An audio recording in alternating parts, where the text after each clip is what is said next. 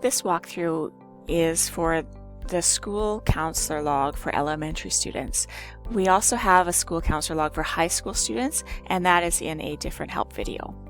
So if you are looking at creating or using the School Counsellor Log for elementary student, first thing you need to do when you get into your Clever is to check the location and make sure it's for the student's school. Or you can choose all locations if you want all of your students to show up in this list right here. And secondly, you need to make sure that, again, that you are choosing the elementary School Counsellor Log, because we do have the high school one. Anyone from that location with a log form already created will show up in this list. If they are not showing up in the list, you either need to add them, and there's another help video in the GSCS Clever Help and Tips that will show you how to add a form for a student, or it might be that the student is no longer active at that school. Maybe they're inactive. That means that they have left the school and moved to another school or another division. Or maybe they are pre-registered and they haven't come to your school yet, but they are planning on coming, like a pre-K student that isn't going to start until September. So if your student's name is not in that list, check out those two scenarios. Otherwise, if this is the student that you want to put an entry into the log for, you just click right on that student's name and their log opens up, and you can see there's already been a couple entries made.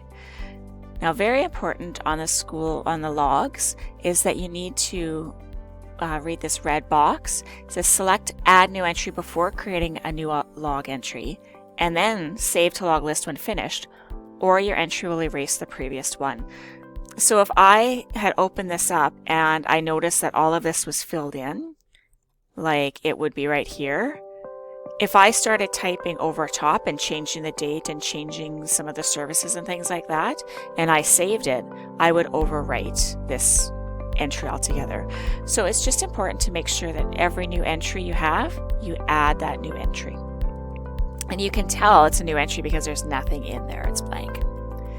Our division has asked that the first 3 entries, or maybe one entry that includes all the 3 of these points, are created when you first start a log for a student. And this is basically so that you can take the details of the referral, the summary, outside agencies, and goals or objectives that you have for your sessions, and put them on this log form so that you don't have to swap back and forth between the referral form and the log form. So those would be your first 3 entries that would show up here. And then the next entry you have might be a time that you met with a student. So you would always have to choose any fields that are blank. You always have to choose dates, school year. You should be able to choose your name in this list here. If not, just put a help ticket in to get it added. And these 2 fields, the school and the grade, are able to pull from our student information system if you go to the button that says integration and press import data. It will pull wherever the school is from up here and the grade. Now it doesn't show up because this is a fake student. You can also go in and just put it in yourself.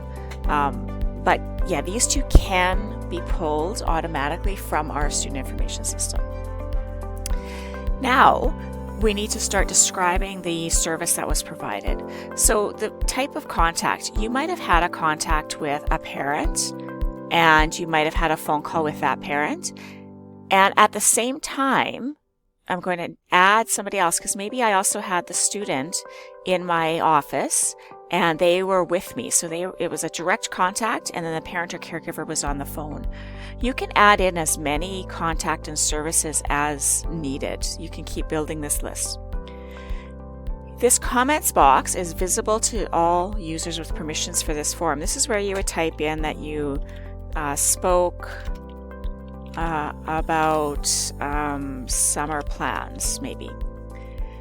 The confidential comments are things that you will only be able to see. So no one has access to this form except counselors.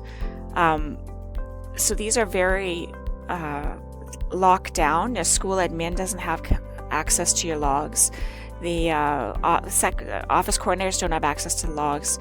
There are a couple of staff in our division board office that have access, but that is only if needed. So the confidential comments are only visible to you as well. So you can type in whatever you want to show up in this box. And as soon as you click off of the box somewhere, you'll notice that there's no green around the outside where there's green around the other side. The green shows that a change has been made and it's been saved. So as soon as I click off of this box, the green shows up. Now, if I'm satisfied with my entry for that day, I would save it to the log list and it pops up in order of the date of contact. Okay, and notice how only the comments show up. The confidential ones at the bottom here, they don't show up in this list either. So you actually have to click on each one of these to see if there are any confidential comments. There is another side piece that I want to show about using files and links. Now, this tab up here is for files and links.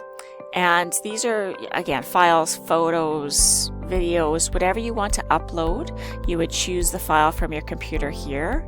You would type a name in for it here and press upload. And it will show up in this table down here. So you might have a doctor's note or a piece of writing, and it would show up down here. A link is exactly what it says, a link to a website. So you would enter the alias as student's personal web page, type in the address, upload link, and it shows up right there. Now, I can see that I am on the December 1st right here, and there aren't any files or links that are showing up. If I go to this next entry, it says right in the contacts, files and links. So that's a clue that entry only would have a file or link uploaded. Okay, so there's a logo there.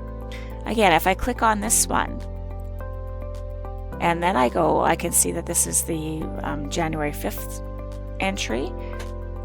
There are no files and links uploaded on that entry itself. So that's a hint that the files and links will only show up if you are clicked in the correct entry. So how do we do that? So here's this one again.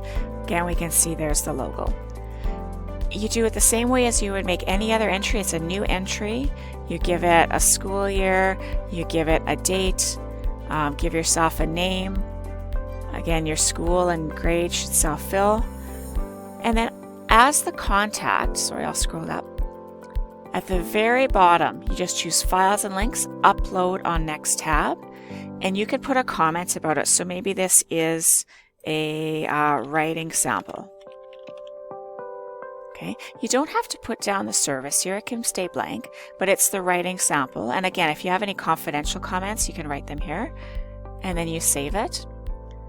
And here it shows up, there it is, the writing sample. When I click on this entry, there is nothing saved yet. Okay, there it is, writing sample. I would now go in and I would choose a file. I would upload. Here it is, so writing sample, whatever you want to call it. Okay, I'm still on that same entry. I click on the files and links, there's the writing sample. If I click off of that entry and move to the files and links tab, it disappears. So that's one thing you need to keep aware of, is that any uploads, they are only connected to that one entry. That is about it for the School Counsellor Log for elementary students. If you have any questions at all, there are help videos off of the GFCS portal.